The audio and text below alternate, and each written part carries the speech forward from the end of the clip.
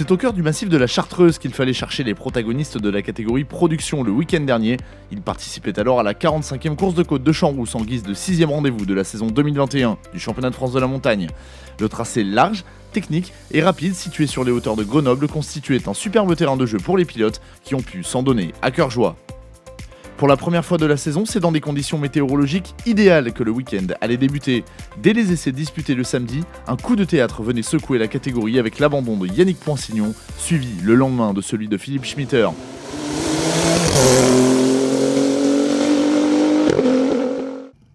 Un homme avait toutefois d'ores et déjà posé sa signature sur l'épreuve, Ronald Garcès. Au volant de son Audi R8 LMS Ultra, le leader du championnat production a assumé son statut d'homme à battre en menant l'ensemble des manches du week-end et repart donc de Champs-Rousse avec un 4e succès en poche, son 4e consécutif ainsi qu'en carrière.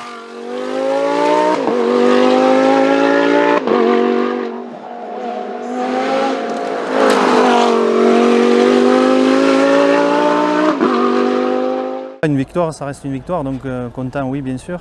Après, là, c'est vrai que déjà l'abandon de Yannick, c'est déçu pour lui, bien sûr, mais déçu pour la bagarre aussi qu'il y avait entre nous. Et après, il y a Philippe aussi qui a abandonné. Bon, voilà, c'est un peu dommage.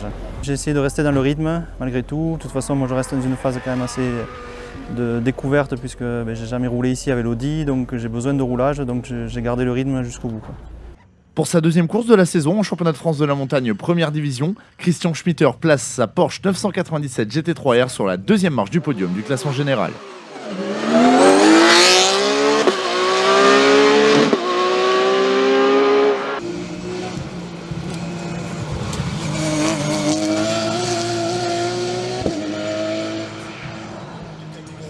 Vainqueur du groupe GT Sport sur son Alpina 110 GT4, Anthony Dubois finit à la 3e place du scratch et continue sa moisson de podium. C'est Anthony Dubois.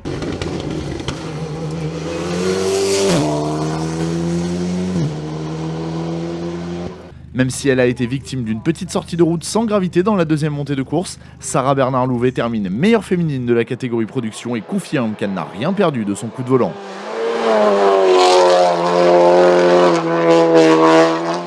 Comme c'était le cas à La Pommeraye puis à Dunière, Nicolas Delperrier termine meilleur jeune de la catégorie production au volant de sa Sim Rally 2 engagée dans le groupe FC.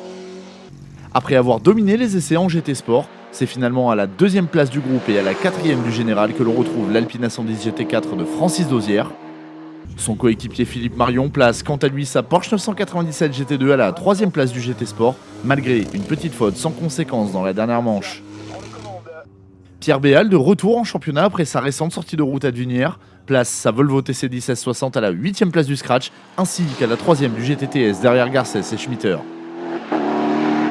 Nouvelle victoire dans le groupe FC pour Christophe Poinsignon, 5e du classement général de l'épreuve au volant de son Simca CG Turbo malgré quelques pépins mécaniques. Mathieu Nouet n'a pas non plus été verni en début de deuxième journée, mais place finalement sa Simca Rally 3 en seconde position du FC ainsi qu'à la 6e place du scratch.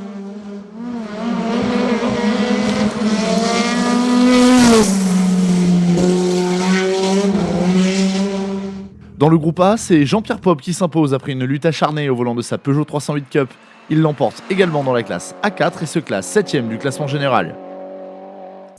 Stéphane Garcia a dominé jusqu'à la dernière montée de course mais doit se contenter de la 2e place du groupe A et de la classe A4. Il prend ainsi la 9e position du scratch.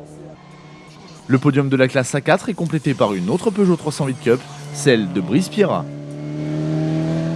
Nicolas Granier signe une superbe performance au volant de sa Seat Leon Supercopa MK2. Il finit ainsi à la 3e place du groupe A, à la 10e du général et remporte la classe A5. Notons que dans cette classe A5, le podium est complété par la MK2 de Luigi Bergamaschi, 2e, et par la Seat Leon Supercopa MK3 d'Abel Saoui, le pilote de la Broc ayant été très régulier tout au long du week-end. Après avoir troqué sa casquette d'organisateur de la course de côte du Mont d'Or Chambon-sur-Lac contre son casque de pilote, Philippe Hermichi remporte la classe A3 au volant de sa Renault Clio 3 Cup.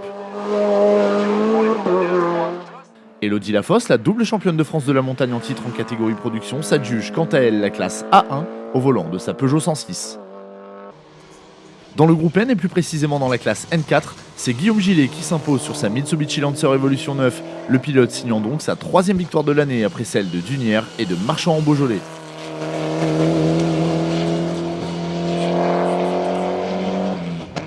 Pascal Cat, multiple vainqueur du groupe N à Champs-Rousse, n'a pu récidiver, mais place tout de même sa Renault Mégane RS à la deuxième place du groupe et de la classe.